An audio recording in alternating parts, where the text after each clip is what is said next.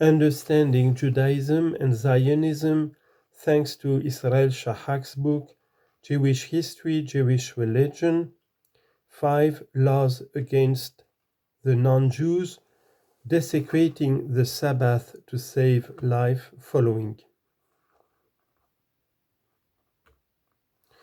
Chochmat Shlomo, a 19th century commentary on the Shulchan Aruch, mentions a similarly strict interpretation of the concept hostility in connection with the Karaites, a small heretical Jewish sect. According to this view, their lives must not be saved if that would involve desecration of the Sabbath, for hostility applies only to the heathen, who are many against us, and we are delivered into their hands.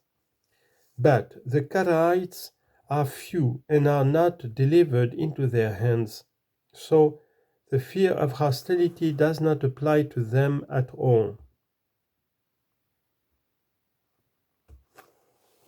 In fact, the absolute ban on desecrating the Sabbath in order to save the life of a Karaite is still in force today, as we shall see. The whole subject is extensively discussed in the responsa of Rabbi Moshe Sofer, better known as Khatam Sofer, the famous rabbi of Pressburg, Bratislava, who died in 1832. His conclusions are of more than historical interest, since in 1966, one of his responsa was publicly endorsed by the then Chief Rabbi of Israel as a basic institution of the Halacha. Note: Rabbi Unterman Haaretz, April 4, 1966. The only qualification he makes, after having been subjected to continual pressure, is that, in our times, any refusal to give medical assistance to a Gentile could cause such hostility as might endanger Jewish lives. End of note. The particular question asked of Khatam Sofer concerned the situation in Turkey, where it was decreed during one of the wars that in each township or village there should be midwives on call, ready to hire themselves out to any woman in labor. Some of these midwives were Jewish. Should they hire themselves out to help Gentile women on weekdays and on the Sabbath? In his responsum, Khatam Sofer first concludes, after careful investigation, that the Gentiles concerned, that is, Ottoman Christians and Muslims, are not only idolaters, who definitely worship other gods, and thus should neither be lifted out of a well nor hauled down, but are likened by him to the Amalekites, so that the Talmudic ruling, it is forbidden to multiply the seed of Amalek, applies to them. In principle, therefore, they should not be helped, even on weekdays. However, in practice, it is permitted to heal Gentiles and help them in labor if they have doctors and midwives of their own who could be called instead of the Jewish ones. 4. If Jewish doctors and midwives refused to attend to Gentiles, the only result would be loss of income to the former, which is of course undesirable.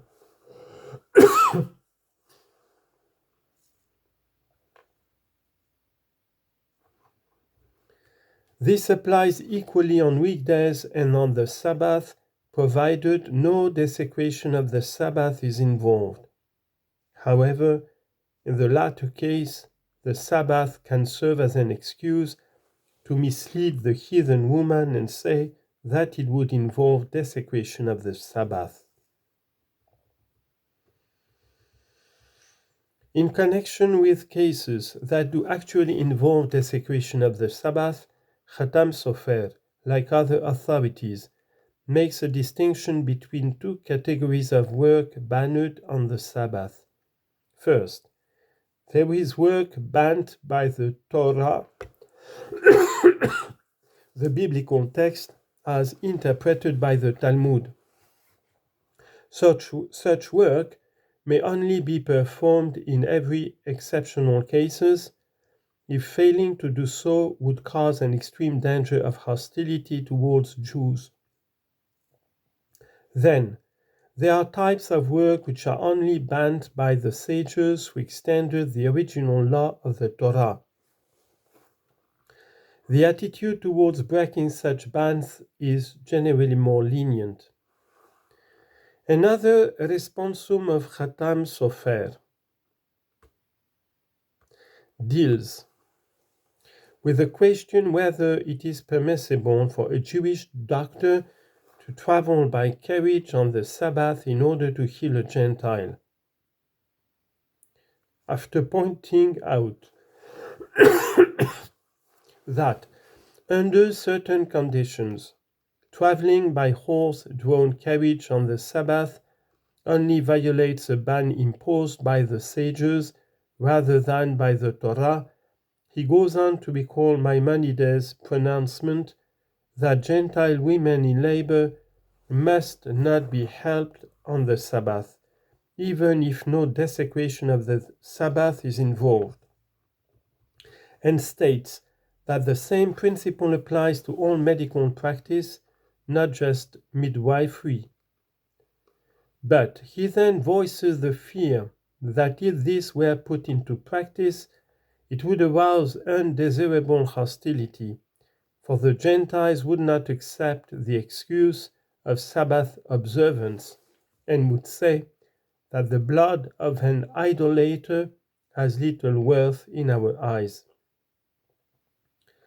Also, perhaps more importantly, Gentile doctors might take revenge on their Jewish patients. Better excuses must be found. He advises a Jewish doctor who is called to treat a Gentile patient out of town on the Sabbath to excuse himself by saying that he is required to stay in town in order to look after his other patients. For he can use this in order to say, I can't move because of the danger to this or that patient who needs a doctor first, and I may not desert my charge. With such an excuse, there is no fear of danger, for it is a reasonable pretext commonly given by doctors who are late in arriving because another patient needed them first. Only if it is impossible to give any excuse is the doctor permitted to travel by carriage on the Sabbath in order to treat a Gentile.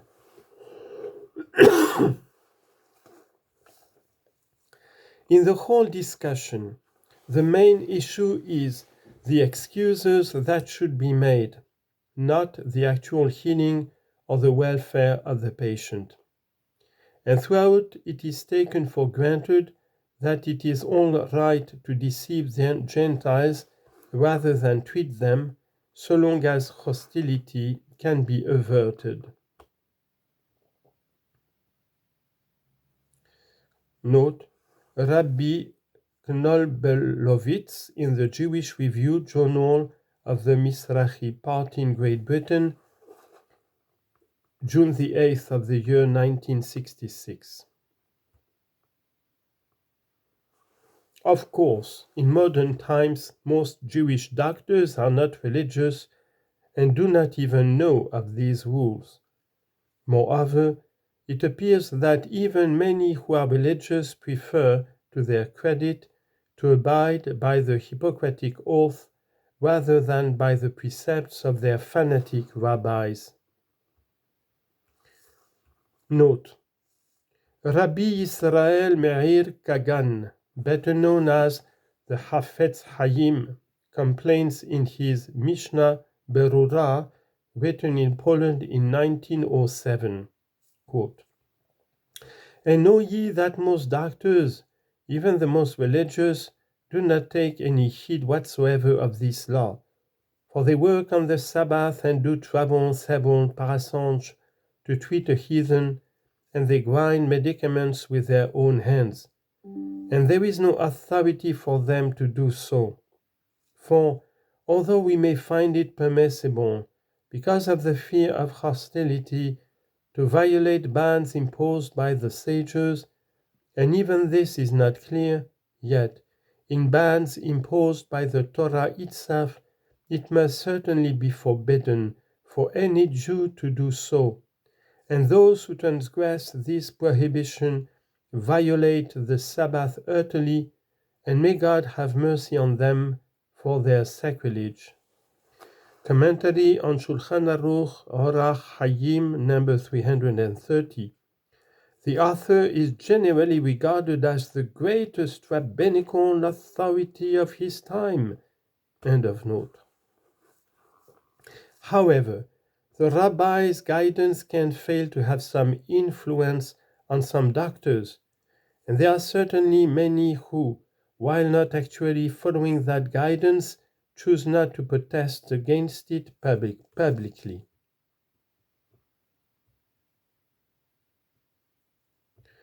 All this is far from being a dead issue. The most up-to-date halachic position on these matters is contained in a recent concise and authoritative book published in English under the title Jewish Medical Law. Note: Avraham Steinberg, Jewish Medical Law, compiled from Tzitz Eliezer, the responsa of Rabbi Eliezer Yehuda Waldenberg, translated by David B. Simons, medical doctor, Giffen and Mossad Harav Kook, Jerusalem and California, 1980. End of note. This book, which bears the imprint of the prestigious Israeli foundation Mossad Harav Kook, is based on the responsa of Rabbi Eliezer Yehuda Waldenberg, Chief Justice of the Rabbinical District Court of Jerusalem. A few passages of this work deserve special mention.